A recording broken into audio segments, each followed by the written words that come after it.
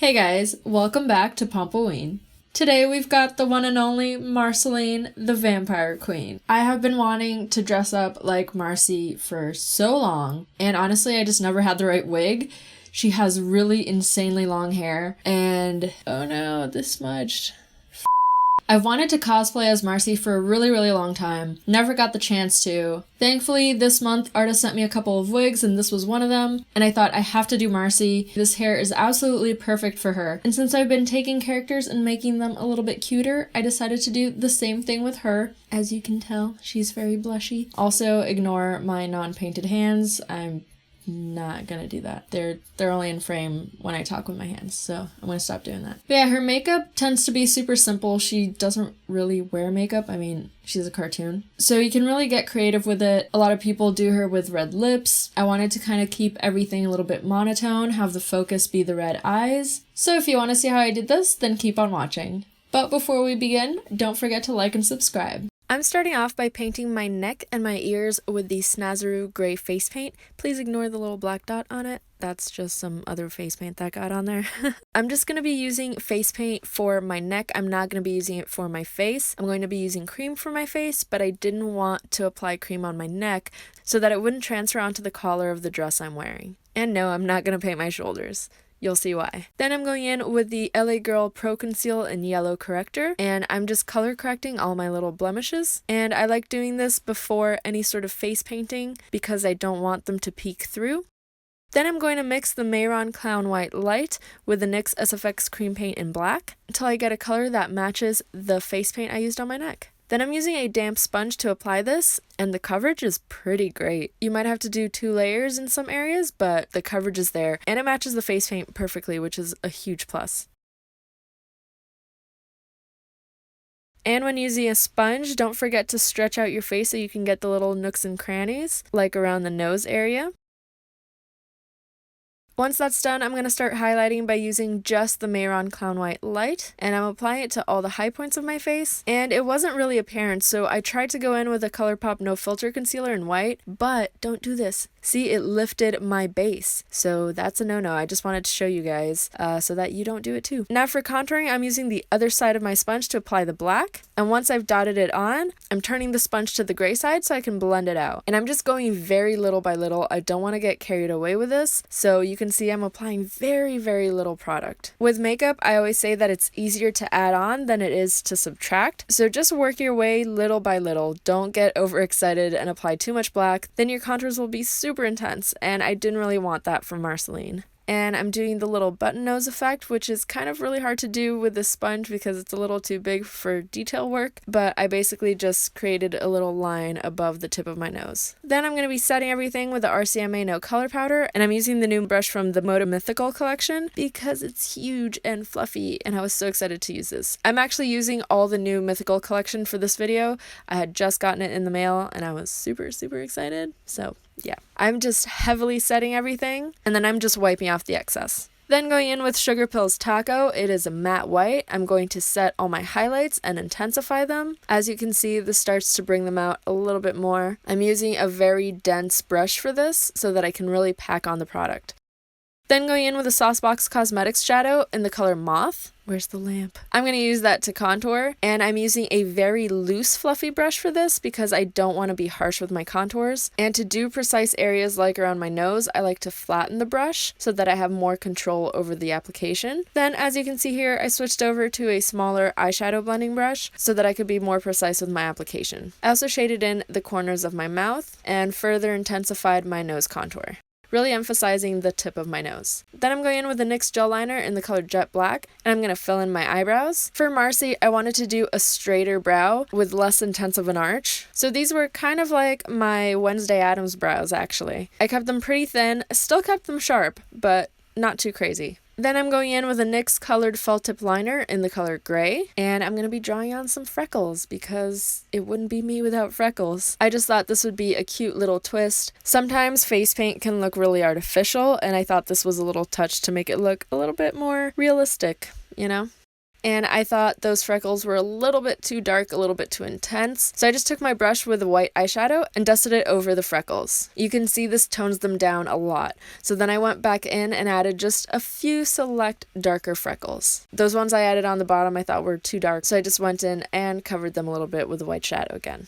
Then I'm taking the Strobe Cosmetics Creepy Cute palette and I'm using the color Strawberry Milk to start applying my blush. And I'm going to be concentrating this in the center of my face on the sides of my nose because I want it to look like she's just, blushing from within and also maybe a little bit sunburnt, even though she's a vampire. I'm also applying it to the tip of my nose, really intensifying the nostril area, the sides of my nose, and I'm applying a little bit to my chin as well.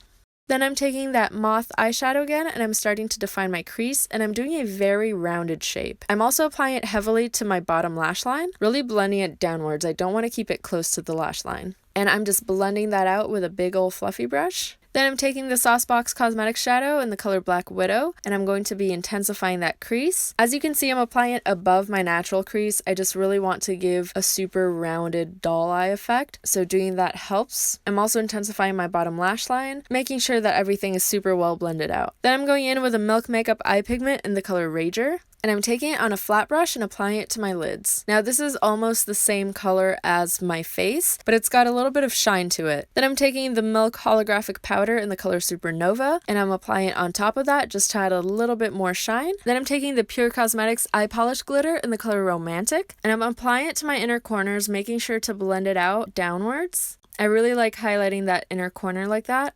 And I'm also applying it to the center of my eyelids, just to give it a little something something. Then I'm taking the black eyeliner from Deck of Scarlet, and I'm going to do a little bit of a cat eye. I'm keeping it pretty thin in the inner corners, but really thickening it out towards the end. And I'm not making it too long. It's more like a little stubby one. But I don't know, I thought the shape was kind of cute. Then I'm going in with the NYX Duochromatic Illuminating Powder in the color Twilight Tint, and this is a blue duochrome highlighter. I'm applying that to the high points of my face. It doesn't show up that much on camera, but it gave a nice kind of glow to my skin. And I really recommend this highlighter to really pale people where highlighter doesn't really show up on their skin. This one does. Then I'm taking Black Widow on a small pencil brush and applying it really close to my bottom lash line and blending it out with Moth. Then I'm applying Moth more heavily around my lips, really creating a kind of dome shape on my upper lip and intensifying the outer corners and the bottom lip really well. Then I'm going to be taking the Sugar Pill eyeshadow in Diamond Eyes, and I'm just going to intensify my highlight a little bit more. This is just a sparkly white eyeshadow. Then going in with the NYX Liquid Suede lipstick in the color Stone Fox. This is a cool tone gray, so I'm using this to outline my lips. This complements the base really well, but I also wanted to add some warmth to the lips, so I'm leaving the center blank. And I'm going to be filling it with the Black Moon Cosmetics liquid lipstick in the color Ashes. As you can see, this is a warm tone gray, and I think this combo looks really, really good. If I had just used the warm tone gray, it wouldn't have really matched well with a base, but since we have that cool toned outline, it really brings everything together. Now I'm going to be putting on my contacts so I can finish off my eyes. I'm going in with the NYX Jumbo Pencil in the color Milk to line my waterline.